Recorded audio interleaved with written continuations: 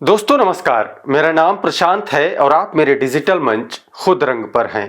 दोस्तों, इस वीडियो का थंबनेल देख करके आप समझ गए होंगे कि आज मैं आपसे क्या और किस विषय के बारे में बात करने वाला हूं। अडानी मामले में विपक्षी पार्टियां लगातार जांच की मांग कर रही हैं, प्रधानमंत्री मोदी से सवाल कर रही हैं, लेकिन साहब अडानी पर कुछ नहीं बोल रहे। न ये बताया कि अडानी के साथ उनके क्या रिश्ते हैं और ना ही इस पर बोले कि अडानी पर कोई जांच होगी या नहीं। खैर, जांच तो बहुत दूर की बात है। एक बार भी नरेंद्र मोदी के मुंह पर सदन में अडानी का नाम तक नहीं आया, बल्कि आए बाएं साएं दुनिया भर के मुद्दों पर ज्ञान दे गए। सवाल 2014 से 2023 के बीच के थे और मोदी जी नेहरू और इंदिरा के दौर के नॉस्टैल्जिया में गोते लगाते रहे। दोस्तों, मोदी जी के साथ अडानी के क्या रिश्ते हैं, यह बात किसी से छिपी नहीं है। किसने देश के एयरपोर्ट और पोर्ट पर अडानी को कब्जा करवा दिया, कौन अडानी के प्लेन से घूमता है, यह बात सबको पता है। लेकिन तानाशाह डरता है कि बोलेंगे तो रिश्तों की परतें उधड़ती चली जाएंगी। खैर, यह वीडियो मोदी सरकार के बारे में है भी नहीं। यह वीडियो है मी लॉर्ड के बारे में, जज साहब के बारे में, सुप्रीम कोर्ट के बारे में। क्योंकि अडानी पर सिर्फ मोदी सरकार ही मेहरबान नहीं रही है, कई जज साहब लोग भी रहे हैं। इस वीडियो में मैं आपको आगे बताने वाला हूं कि कैसे सुप्रीम कोर्ट ने एक के बाद एक लगातार कई फैसले अडानी के पक्ष में सुनाए। एक सच यह भी है कि अडानी को राहत देने वाली सभी पीठों की अध्यक्षता जस्टिस अरुण मिश्रा कर रहे थे और यह भी कहा जाता है कि जस्टिस अरुण मिश्रा राष्ट्रवादी मोड के न्यायाधीश रहे हैं। दोस्तों, वरिष्ठ पत्रकार जेपी सिंह ने इन सभी मामलों को अपने एक लेख में लिस्ट किया है, उसके बारे में बात करते हैं। पहला केस, यह मामला राजस्थान में अडानी पावर राजस्थान लिमिटेड से जुड़ा हुआ है। 31 अगस्त 2019 को सुप्रीम कोर्ट की बेंच ने राजस्थान में सार्वजनिक क्षेत्र के ऊर्जा वितरण कंपनियों के साथ अडानी समूह के एक विवाद में अडानी के पक्ष में फैसला सुनाया।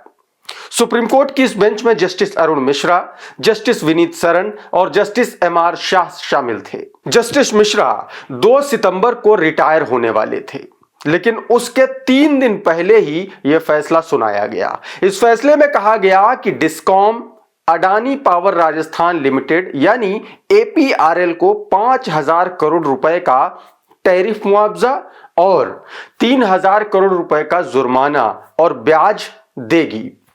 फैसले में कहा गया कि जो 8,000 करोड़ अडानी को डिस्कॉम कंपनियां देंगी, उसका भार जयपुर, जोधपुर और अजमेर के बिजली उपभोक्ताओं को वहन करना होगा। आपको बता दूं कि एपीआरएल के पास 12 जिले के कवई में 1320 मेगावाट क्षमता वाला ताप विद्युत गृह है और 2019 की शुरुआत से यह 7वां फैसला था जो जस्टिस अरुण मिश्रा की अध्यक्षता वाली पीठों ने अडानी समूह की कंपनियों के पक्ष में दिया था। यानी जितने भी फैसले कोर्ट ने अडानी के पक्ष में दिए, उसमें एक कॉमन फैक्टर था और वो थे जस्टिस अरुण मिश्रा। यह फैसला जयपुर, जोधपुर और अजमेर की ऊर्जा वितरण कंपनियों और all India power engineers federation द्वारा लगाई गई एक याचिका पर आया था। दोस्तों, इसमें एक और बात सामने आई थी, वो ये कि इंडोनेशिया से आने वाले कोयले की कीमत को बढ़ा चढ़ाकर यानी ओवर इनवॉइसिंग के आरोप लगाए गए थे। यह आरोप डायरेक्टरेट ऑफ रेवेन्यू इंटेलिजेंस यानी डीआरआई ने अडानी समूह की कंपनियों समेत 40 कंपनियों पर लगाए थे। डीआरआई वित्त मंत्रालय के अधीन काम करने वाली एक जांच संस्था है। दोस्तों, डीआरआई ने आरोप लगाया था कि अडानी समूह ने आयातित कोयले की कीमतों को बढ़ा चढ़ाकर बताया। इसके लिए इनवॉइस और कीमत निर्धारण में छेड़खानी की गई। साथ में यह आरोप भी लगाया गया कि इनसे जो गैर कानूनी मुनाफा हुआ है, उसे विदेशी यानी कि टैक्स हेवन देशों में भेजा जा रहा है। यानी 2019 में जो आरोप केंद्र सरकार की संस्था डीआरआई ने अडानी समूह की कंपनियों पर लगाए थे, वही आरोप हिंडनबर्ग की रिपोर्ट में भी अडानी पर लगाए गए हैं। दूसरा केस, सुप्रीम कोर्ट में चलने वाला यह मुकदमा अडानी गैस लिमिटेड बनाम राजस्थान सरकार का था। अडानी गैस लिमिटेड कंपनी का प्रोजेक्ट उदयपुर और जयपुर में चल रहा था, लेकिन राज्य सरकार के साथ हुए कॉन्ट्रैक्ट की शर्तें न मानने पर राजस्थान सरकार ने एनओसी वापस लेने के साथ ही इनका कॉन्ट्रैक्ट भी रद्द कर दिया था। सरकार ने कॉन्ट्रैक्ट के वक्त जमा 2 करोड़ रुपए भी जब्त कर लिए थे। साथ ही दोनों शहरों में गैस पाइपलाइन बिछाने का एप्लीकेशन भी रद्द कर दिया था।